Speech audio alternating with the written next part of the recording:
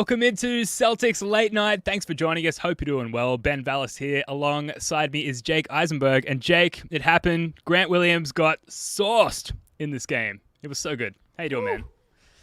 I'm good. 34-10. The Boston Celtics are back. I mean, geez. Unreal. We titled yesterday's podcast The Jays Malaise. And you know who was not malaised? The Jays. They were so good tonight. And I thought, everybody was here yesterday. I was the Antichrist yesterday. I picked the Mavericks. I was coming in, not a lot of faith. I thought this was a tough spot. This is a really impressive win to me. Obviously you have the back-to-back last night in Houston, and you play real minutes because of how badly the Jays played. And then combine that, Garandy threw out a number. They've played 11 games in the last 18 days. Mm-hmm. And this stretch of it's out of control. There's been no let up. And we'd been, we got the stat that the Celtics have the easiest remaining schedule 3 weeks ago. And Tatum has the infamous quote about when does that shit start? And I'm kind of wondering the same thing. It is coming, but it just does not let up. Back to back. Teams above 500. The Mavs had 4 days off coming into this one. The Celtics are in the midst of this insane stretch. They're missing Porzingis, who has been the cheat code for this team. And they get up and get a legit, pretty much a wire-to-wire win against Luka, who's been a top 5 player in the league all season long. Yeah, how good that our best players are quite young and able to endure these stretches. And then we've got shallow depth at that starting 5 spot where we can rotate Al freaking Horford and Kristaps Porzingis on back-to-back games like we did here and see relative success from both of them. I say relative. KP absolutely killed it last night. Al was solid tonight. And then we do have the All-Star break coming up, which will be a busy time for our top guys, but it's a different kind of busy, and it's a mental break, one would imagine. I have no idea. So that's kind of starting to appear on the horizon while we're at the moment still very much in the depth of this insane stretch, and it's not letting up anytime soon with the Heat coming up on Thursday night, I believe, but we'll get to that a little bit later. Spirited win. On that, by the way. I have good news to share with the people once we get there. All right, cool. Well, stay tuned for that. And while you're here, shout out to everyone in the chat just before we get in the reads here. Shout out to everyone joining us as people start to trickle in. We had to go live a little earlier tonight, so sorry to have to overlap with the Garden Report guys. They're doing, obviously, great stuff over there. But while you're here, what's up? Like the stream. Hello. Say good day in the chat. Good to see you all. Love hanging out with all of you guys for another episode of Celtics Late Night. And just a spirited win, like I said, Jake. Sloppy to begin. Looked like maybe we were going to fall victim to the circumstances. Long stretch of games, busy stretch of games, like you said. Second night of a back-to-back. They start sloppy, 0 of 7 from 3. They go down early. Looks like Luka and co have momentum. Coming off 4 days rest. They're looking good. And then the Jays, fast forward a little bit, combined for 73 points, including 20 of 28 from 2, 0 turnovers. 0 turnovers. Tatum has himself 5 stocks. JB goes crazy just going at Luka Doncic to close the game, close at JB. We've got Tatum going at Grant Williams. There's so much fruit to pick off the tree here, Jake. I don't know where you want to start. I mean, I guess it can start at the end, and it wasn't all awesome right at the end.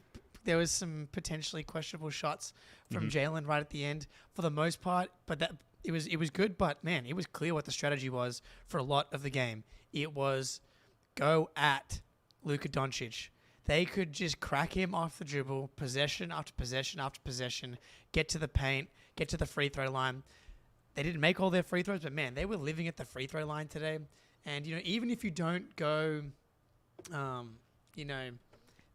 90% from the free throw line, even if you go 65, 75% from the free throw line, that is still an efficient points per possession relative. You think about it, 50% from the field, 30% from 3.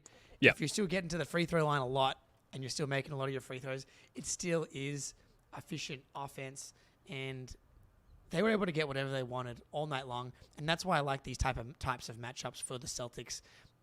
The Mavs don't have a single player on this roster that can guard either of these guys. Their best defender is Derek Lively, but he's not someone that's able to switch out onto the Jazz.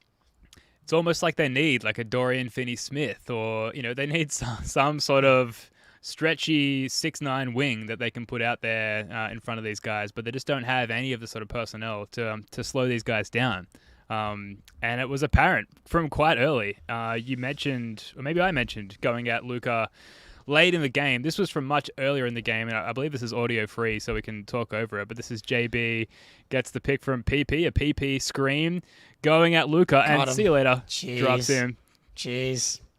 And on rewatch, it didn't really look like he stepped on his foot or anything like that. No, I don't think so. Yeah, he just cooked it. Maybe a bit of knee to knee there, but that is brutal. Dude. Yeah, and Luka got asked about it in the post game. He's like, yeah, I saw a video. That was pretty sweet. It's so funny, man. Like, Luka seems like such a funny, chill guy, except for when he's going to the rim and not getting foul calls. It's just like, he's got, yeah, Tim, I turned it up. Thank you for flagging that. I turned the mic up here. Like, when Luka is going to the rim, he's just a whiny loser. But, like, when he's just having fun, throwing crazy passes, partying on the sideline, like talking nonsense, seems like a great guy. He's very much Jekyll and Hyde personality for me, where he can be so like frustrating and annoying to watch, but at the same time, it's like the Luka magic good vibes is also a part of who he is. And to him just to tip the cap to Jaylen Brown, who just absolutely crossed him into an oblivion. I'm sure we're going to get the shooting stars meme at some point popping up on the timeline. Please, God. Yeah. We need that. Yeah, but, weird game from Luka, right? Like, obviously, stats-wise, near triple-double. He had himself close to 20 rebounds. Had the triple-double, 33, 18, 13. Dude. Definitely. And yet, like, far from dominant, right? And looked almost weak, you might say, through certain stretches of the game, but especially when he was, like, the target for the Celtics going down really the whole game. Really, if they had any opportunity to go at Luka, particularly JB or JT, they were just going hard at him and exploiting him on almost every attempt. It was wild to see. Yeah, one of the worst 33.18 rebounds, 13 assists, 2 steal games I've seen, honestly. Like, yeah, genuinely. At no point, except for the one step back three that he hit when they cut it to 7, that was the only time you were like, uh-oh, here comes Luka magic.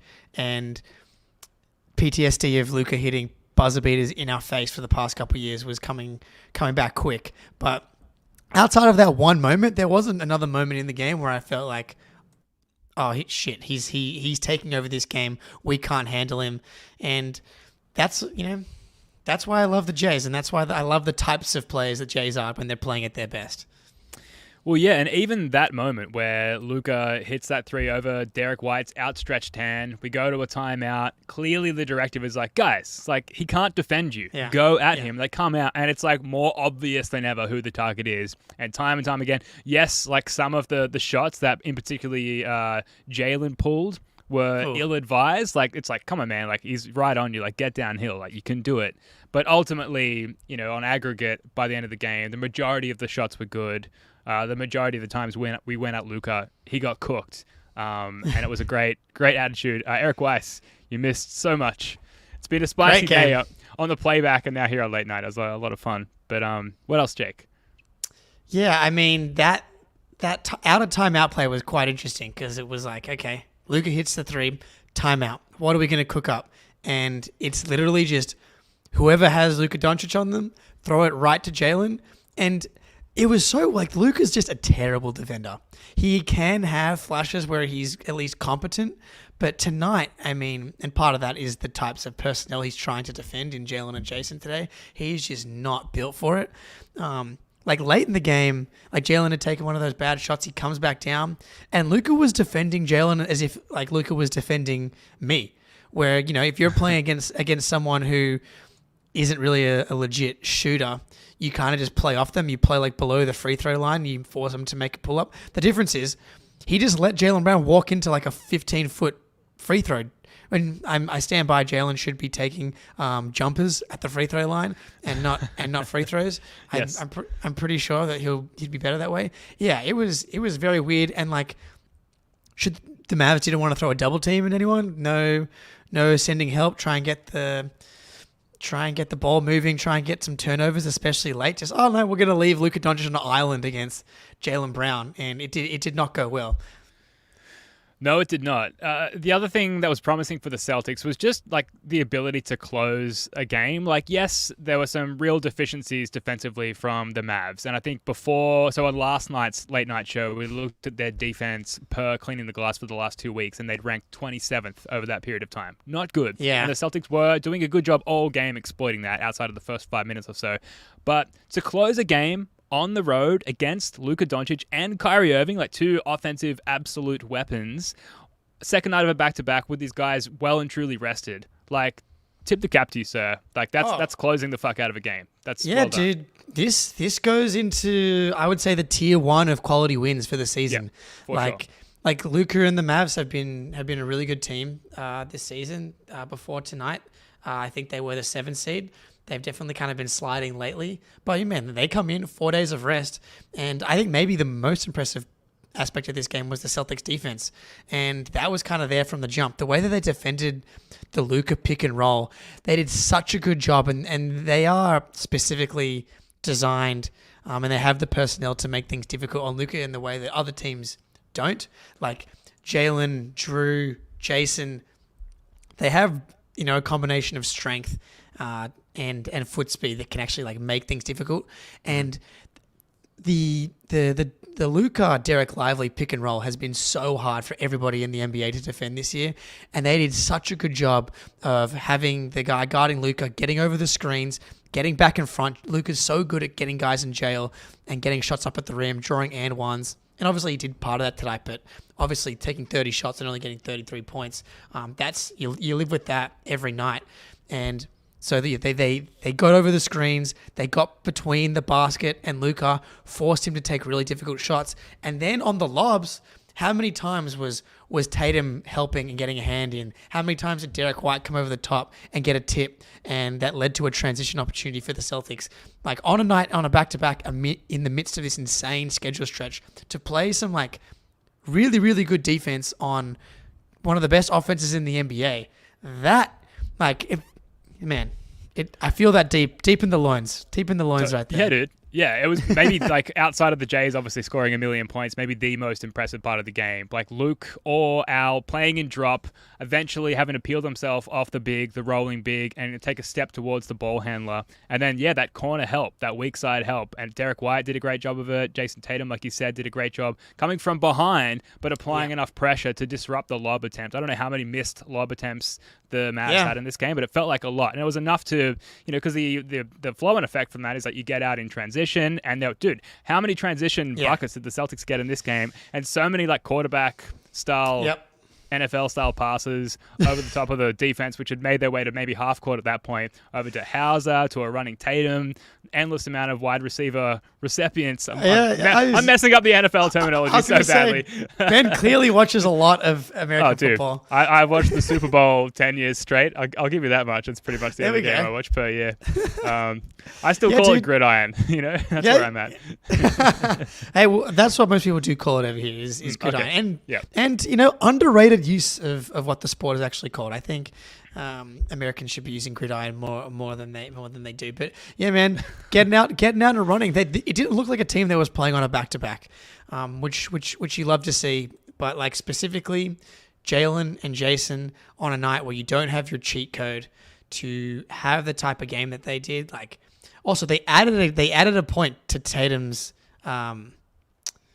total. He had 38, I think, at one point, and then they had like not counted one of his free throws in the box score, and all of a sudden he had 39. So frustratingly, he was, making one free throw away from getting to a 40 burger here.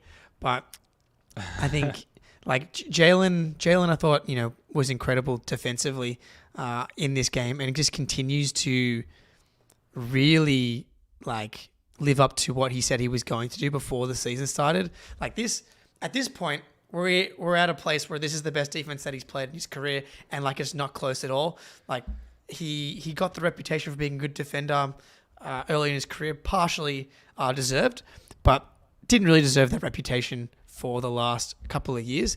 And now, now he's become his defense is underrated for how well he's playing this year. And Chris Forsberg had a great tweet. Entering the night, Jalen was tops in the NBA in defensive field goal percentage among this 168 players defending 10 plus attempts per game.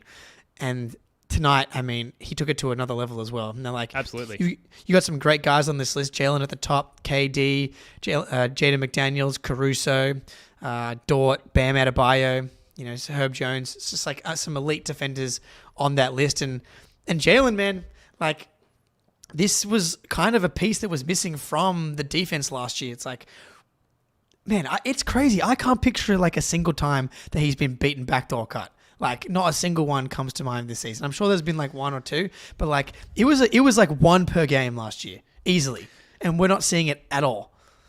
Yeah, it's like he swore never again. Yeah. We've got a clip from JB talking to Abby post-game just about his defense, actually. Check this out. Playing on the second night of a back-to-back, you guys only went 8 deep, and there was just this heightened level and intensity throughout this game. Why did you guys want this one so badly? Just a mindset game, we wanted to come out play a little bit better than we've been playing before. Even though we won last game in Houston, we wanted to come out with the right mentality and right mindset. So today we came out from the jump, we were ready to go. What was your mindset in the fourth quarter? The Mavs cut it down and didn't go away, and you came in and closed this game out. Just keep being aggressive. Defensively, we made some stops, but offensively, we just kept putting pressure on them. I feel like I settled a lot down the line, but we feel like we got a good rhythm and we found a way to win. Did you ask to guard Luka? You were checking him for large stretches of this game. No, but I feel like I'm one of the better defenders in the league, if not the better defender in the league. So it's a challenge that, I feel like should be bestowed on me. So, whatever night, my body's in a different shape. I'm guarding the best players night to night. And you made him work for it on the other end as well. Can you take me through when you dropped him in the second quarter? Do you remember that? Just being aggressive, it happens. It's a part of basketball. I respect it for getting out there and trying. Even in the second half, instead of trying to hide him, they tried to put him on me. And he got some stops towards the end of the game. So respect to him, but it's a part of basketball. Just come out and play hard. Finally, what does it tell you?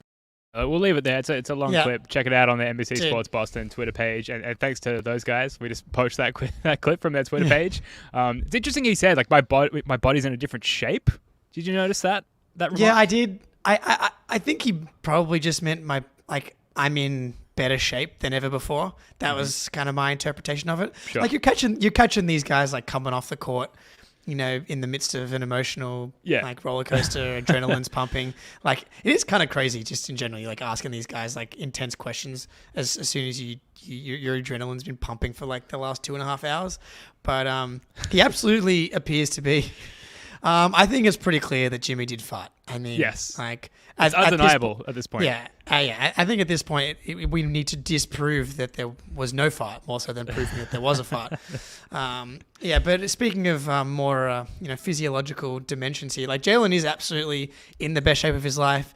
The same can be said for Tatum as well, which is why the best versions of these guys are what we saw tonight. It's like the relentless attack on the rim.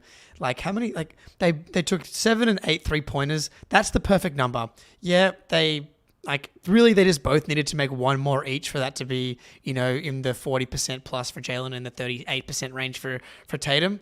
And I didn't think they really took that many bad shots. Jalen took 2 bad shots late, actually. But he did. Yeah, he did. And I was actually quite interesting that he mentioned that in that press conference right there, was that, I kind of settled late, which he did. And a couple of them, I was tearing my hair out because it was also came with like 12 seconds left on the shot clock. When it's like, if you're going to take a bad shot like that, take it with 4 seconds left on the shot clock, as we're trying to bleed time with the lead here. But like, most of their attempts are at the rim, in the 2-point range, and the free throws. Like, I've talked about it before. The best version of these guys is like these physical monsters, two-way. They can play 40 plus minutes, defend like 1 through 5. They can rebound, like 11 rebounds for Tatum. They can do it all. But the thing about that is like, that's like a very, very high energy process, like job. Whereas like Luka can kind of like wander around and have 33, 18, and 13. He's just a different type of skill level to the types of players that Jalen and Jason are. Like, what makes them special is like the physical athleticism and the way they're able to enforce their physicality on a game in a way that Luka can't really do. He does it in his own way by just like backing guys down and being big and strong that way. And that's a lot to ask of guys every single night, especially in the midst of a a really tough schedule stretch. And so for them to bring this level of intensity on both ends is really impressive. But how about that nod to Jalen just being like, to himself being like, I think I'm one of the better defenders, if not the better defender in the NBA. I was like, whoa. Okay, JB. He's proving it, and he's holding up what he said during the offseason, which I think is really impressive. Like, just the now demonstrated commitment to the replacement of Marcus Smart, his defensive role to some degree, right? Like, someone was going to have to step up if we were going to maintain a certain level of defensive identity. And it's been the team as a whole and the buy-in really on both ends, but particularly defensively, and how they're able to shuffle these different looks, how they occasionally go to 2-1-2 zone, then mid-possession, switch back to man, and there's so much fluidity, and the stretch, that's stretched over, dozens of games now. So, yes, there's been a team-level defensive buy-in, and maybe the figurehead of that is Jaylen Brown, just leading from that perspective. And I've said this before on the show, but I like to imagine like Marcus Smart on his way out the door after being traded, like turning around and like taking a moment with Jaylen, being like, I'm passing the baton to you. I'm handing you the defensive torch. Like, it's up to you now, mate, to carry the flame. And he's doing just that, which is great. But yeah, it's interesting what you said. Like, it's more exhausting being an elite two-way player, even with a lesser scoring punch, than it is just being like a hyper talented at one extreme end of the spectrum, like you might say for Luka Doncic. But I think there's more longevity. So yeah, you're the captain now. I'm just picturing Ben at night, just like tucked into bed, just picturing Celtics fan fiction, like oh, dude, like the thought bubble above my head. Yeah, that's like basically a fact. That is me. That's my own internal lullaby. Sorry, but like, does no one else do that? Am I crazy? No, I definitely do it too. But I was enjoying picturing you do that. Okay, I got it. You're welcome to picture me doing that at any time. It's very, very real. Yeah, it's a very soothing way to go to sleep. Oceans crashing equal to thinking about Marcus Smart passing the defensive first to the floor mentality over to Jaylen Brown. But hey, man, like there was a legit void left by Marcus Smart and Robert Williams leaving the team. Obviously, you bring in Drew Holiday, who is an incredible defender, but like Smart was always like the emotional defensive leader. And I don't know if Jaylen doing it is having an impact on everybody else, but I'm sure everybody would be in film and watching Jaylen get beat backdoor, or even his on-ball defense was nowhere near as good as it was this year. And like, I think everybody, on that team that was there last year, seeing the level that he's gone to this year, like it's going to be infectious. And I know this just reminds me of Al Horford. I don't think anybody loves it more than Al Horford, because I could see, yes, Troy Mackey, look, Jack fanfic on the mind. I'm not that's I'm not even sure if that's fan fiction. That's another type of fiction. There's a quill and ink next to Jake that's just slightly off camera that just is used exclusively for writing Derek White fan fiction. Yeah, that goes in the special over 18 part of the bookstore though. Yeah, it's on the Patreon. That's on the Patreon. But Al Horford, I mean, no one loves like playing defense and making the right play more than that guy. And like switching to Tatum's defense, Tatum had that late help block on, was it Kyrie or Hardaway Jr.? I forget exactly who it was, but Tatum came over and got the block, and then went down the other end and got himself to the free throw line. And Horford just comes up to him and like gives him, like daps him up, and I can hear him say, "That's a big time play." And it's like, yeah, it is a big time play. And like, I love to see it. And like, we needed it. The lead's getting down to single digits. Like, all we need is a couple stops. And man, when like Tatum's like help defense, when he's locked in like that, like today with the steals and the blocks, at least half of those, if not more, were all help steals, like, picking passes off to the corner and the help block, and even the way that he's like able to help down low because he's so long and he's so good at reading the game. Then he helps back out to the perimeter and is so good at contesting some of these shots. It's beautiful. The weak side is like not the weak side when it's like JT solo covering that part of the court himself. Like, he can shut down, I've said this before, correct me if I'm wrong here, a quadrant of the half court which is an eighth of the full court for all the math Okay. nerds out there, Very by well done. himself. Just by Okay. being 6'9" and jacked and standing there with his arms out, he can lock down a huge portion of the court. He's so good defensively, and 5 stocks in this game. But like really, the core of his defensive value is unquantified. I think, in that he's just able to like make part of the court completely unavailable to his opponent. Which, going back to like the two-way stuff versus the elite at one end of the spectrum, all the other conversation, like it just makes the value of someone like Jason Tatum infinitely higher than someone like Luka Doncic, in my opinion. Although I guess throughout the course of their careers, that's still to be proven. And it's easy to say after what we saw in this one. Infinitely is strong, I would say. work with me here. Work with me. This is a Celtics show. This is a Celtics show. I mean, to your point, can we talk about how the fat Slovenian sucked today on Slovenian night, no less? How I can't believe he would do that to his Slovenian fans. Insulting to his people. I know. Does he not care about? Does he have no nationalistic pride? But Tatum, man, hey, 6'9", 225. You feel me? I think is a direct quote from his post game today. I believe so.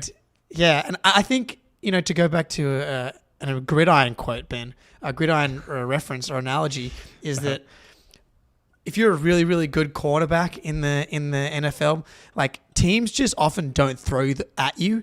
And so like when you're guarding the opposing best receivers, like you're not going to have a lot of pass deflections and interceptions because teams just don't even bother going towards you. And I think Tatum's kind of like that as far as like being isolated. I think everybody knows the deal. Like teams in the NBA are aware that Jason Tatum 1v1 is probably the Celtics' best bet. And there's not really any point in attacking him 1v1, which is why I think that we don't see it very much. And it's why when we do see it, we're like, yes. And he swallows people up. Yeah. Yeah, if we think the house trap is good, people going at Jason Tatum, it's like in another universe of effective defensively. Yeah, it's like, so what's it's like, because the house trap is like you get lured in. It's like it's similar to the mouse trap, aptly named. It's like there's just something delectable about the way that Sam Hauser looks that entices you to have a little nibble. But attacking Jason Tatum, I imagine, is just like it's just a big electric fence. It's like 50,000 volts, do not touch. And that's kind of the difference. And then every once in a while, you make a mistake. You're at a camping festival, you get drunk, and next thing you know, you've wandered into the opposing, the neighbor's farm, and you've got to somehow get through this fence. And it's like the kid climbing the fence in Jurassic Park, and he gets thrown a long way. Perfect analogy. For that reference, maybe. Obviously. It's a timeless movie, right? I'm not aging myself too much with this. Look, this show... Yeah. Sorry, go ahead. Well, I was going to say, like, the Jurassic World with Chris Pratt, he ends up, like, surrounded by the 3 or 4 velociraptors. Uh-huh. That's Kyrie being guarded by Jason Tatum. And if you wanted to extend the Jurassic Park analogy here. Okay. JT is like 4 velociraptors at once. Yeah, I think that's cool. It came to its natural conclusion, that analogy. I love it. This show is, obviously we're having a lot of fun here at Celtics Late Night. This one's not going up on the podcast feed, so we can just like chill a little bit more and keep it more like YouTube friendly rather than try and make it audio friendly. So shout out to everyone in the chat. Good to see you all here. A lot of regulars, a couple of new names popping up as well. While you're here, especially if you're new, do us a solid. Subscribe to the First to the Floor YouTube channel. It's just this all the time, all vibes, some analysis. We've got late night shows. We've got podcasts, including tomorrow with Richard White, Derek White's dad. We've got weekly underrated plays, breakdowns that we do. We've done 4 now. The 5th one is coming up soon. And I think we're going to run through a couple of plays with Richard on the pod tomorrow and include that in the next video. So like, subscribe, do all those things that all YouTube channels ask you to do, but it genuinely helps put this show in front of more eyeballs and earballs and all the balls, Jake. Oh, all the balls. All the balls. Please like it. It takes you 4 seconds to do it.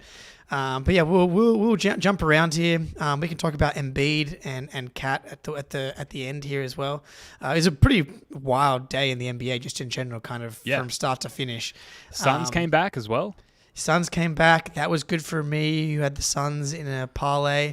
Yeah, it was good gambling day for me, which worked out. But yeah, Kyrie did a bit of a 2020 Milwaukee Bucks series impression, and like, why?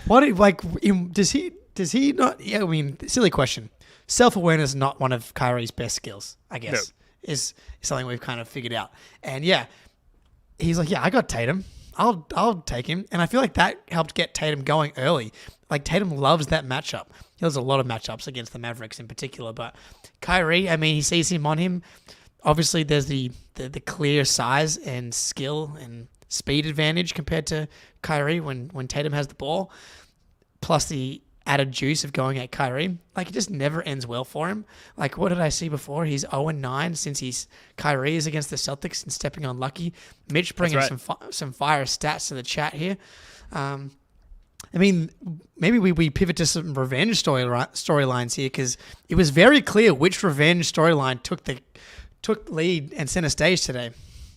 We've got some clips here. They're all audio free, so we can talk over them. But we've got some post-game Grant Williams love to show that it's all fun and games. But before we get to that, here is JT going after Grant Williams. This is the possession as the first half ended. You can see the free throw goes up. Grant with the rebound. Oh, he's got cash dollar symbols in his eyes. He goes up, and Jason Tatum just completely owns him and has something to say to him after the fact, Jake.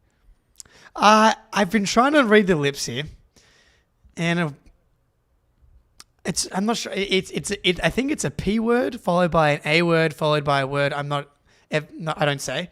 And so, yeah, Jason Tatum and Jaylen Brown in particular did not seem to like Grant Williams very much today. And yeah. Well, Jason Tatum was asked about that remark after the game, and here's what he had to say. Did you have a little something extra on that block at halftime because it was Grant? Yeah, I tried to kick that. I ain't gonna lie. What did you say to him after that? I can't repeat what I said, but it was all friendly, competitive nature. But I had to get that one off. Hell yeah.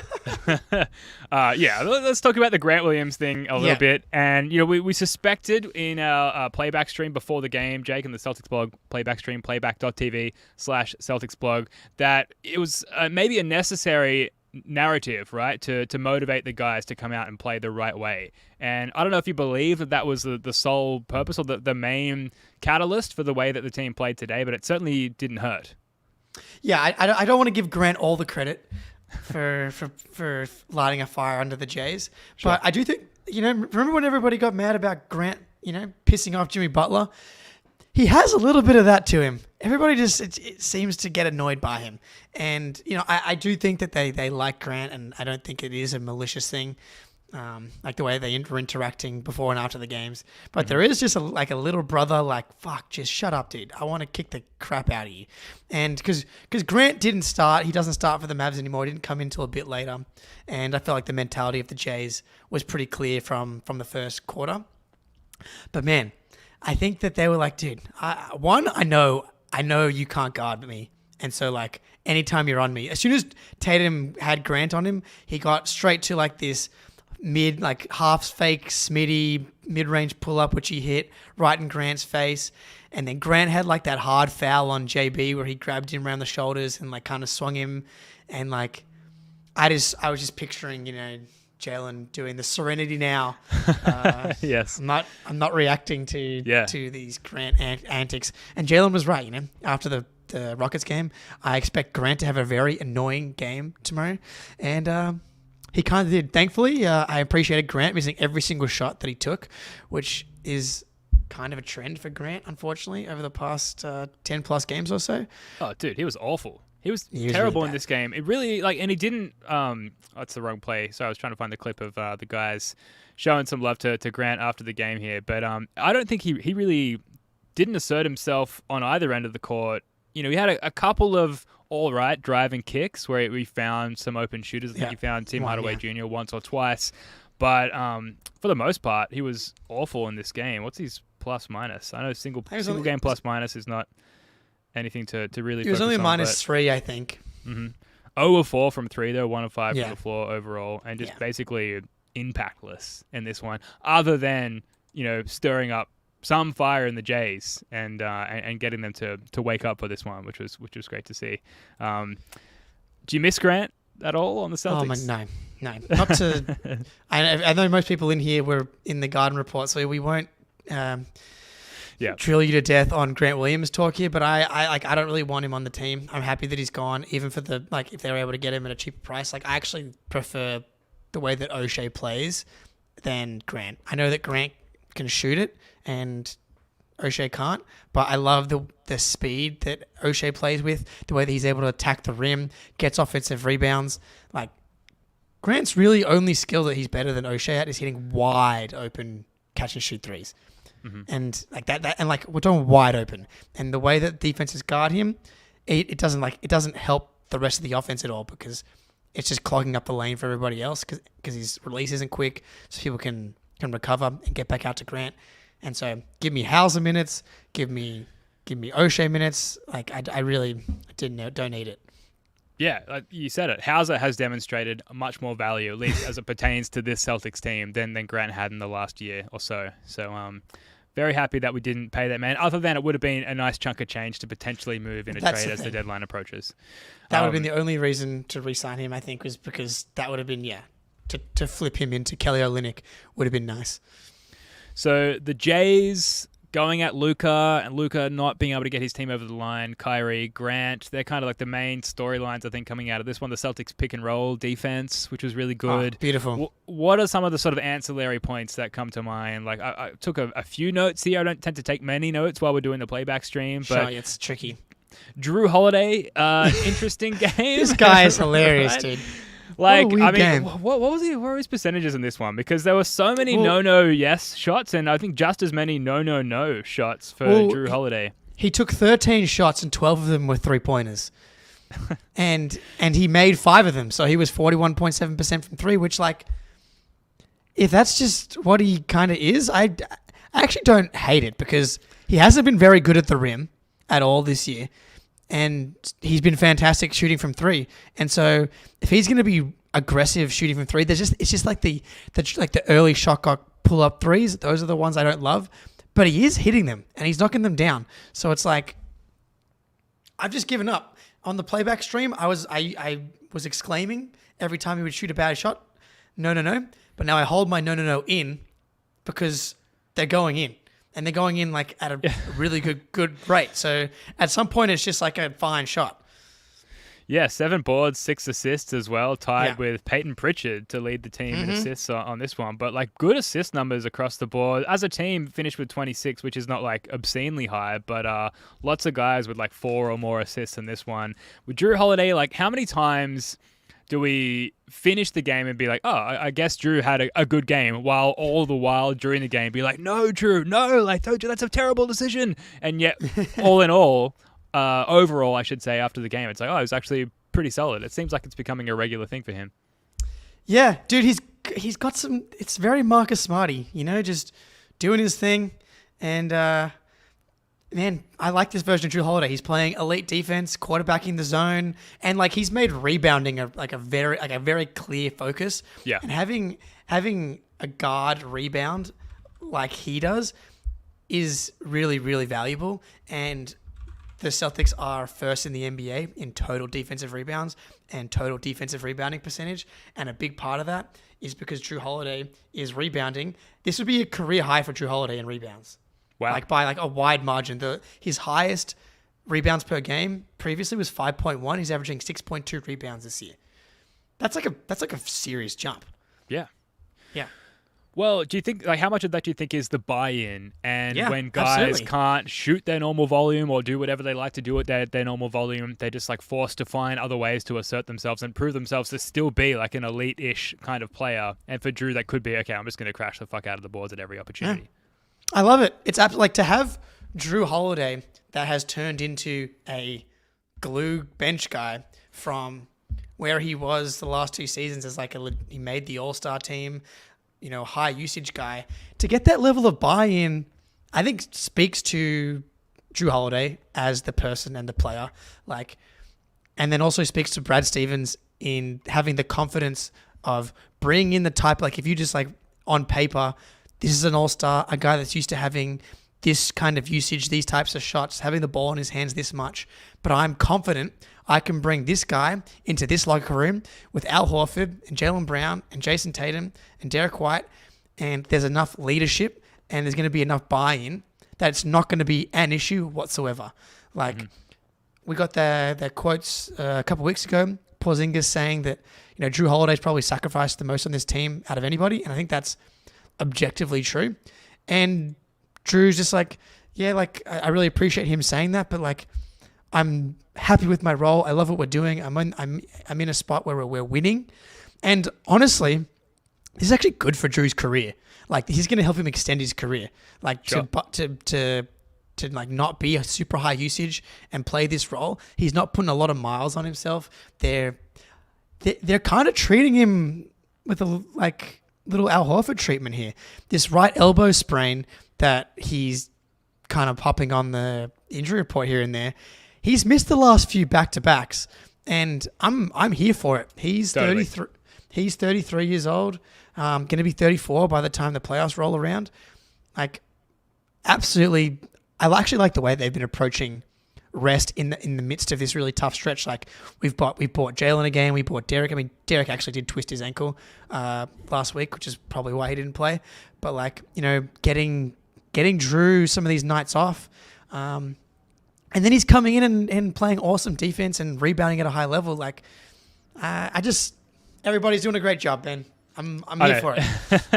Yeah, it's hard to point the finger at anybody. Derek White, not a great shooting game in this one. He was great last night against the Rockets, though, so we're not going to linger on that too much. And Derek White was great defensively in this one. Peyton Pritchard, only 2 of 7 from this game, only 1 of 4 from 3, yet just continues to do so many impressive things. Like, I don't really know where to start, but defensively makes up for his size deficiency for the most part. It was interesting to see Luka pass out of a few. Yeah, dude. He's ISO'd on Peyton Pritchard, and multiple times he passed out of that look. But Pritchard's just so good at the screen navigation. I feel like that's almost enough to make up for that size deficiency. Again, very interested to see how that plays out in the in the playoffs. What have I said? Look, am I too green teamer? Is that the problem? No. I think if you put in enough effort, anyone can make up for a size deficiency. What are we talking about here? and it's just great to see PP make up for the size deficiency. It's inspirational. It's inspiration for PPs everywhere. And I wasn't even going there. I That's know. how serious I am. Yeah, man. He's really good, man. And like, he is the definition of a dog. Like, this dude fights. Like, every possession he's scrapping. The offensive rebounding is like a legit elite skill that he's bringing to the table. Every single night. He had an incredible one. He only had 1 offensive rebound tonight, and offensive rebound, kicked it, Drew, catch and shoot 3. Those are back-breaking possessions, and they're doubly back-breaking when it's a resilient PP right in your face. There's also 69 people in the stream right now. Let's while we're talking about go. PP. What an Come homage. on. What an homage. Nice. Cosmically, it's all coming together Come as on. it is with PP's game and his role on the team. I've probably got about 10 minutes before we got to wrap here, Jake. Yeah, So what else I is gotta on your roll. mind? I think, look, this game, the bench was solid again. I thought Cornette was solid. I like to get that they tried Tatum at the center position today, and they, were switching everything, and that's where you got the Tatum comment on 6'9", 225. You feel me? Yeah, man. Like, I want to see more of this, especially at a team against like Dallas, where Maxi Kleber is on the court, or Derek Lively. Like, what are they going to do? Post you up with Derek Lively? Luka's really the only concern.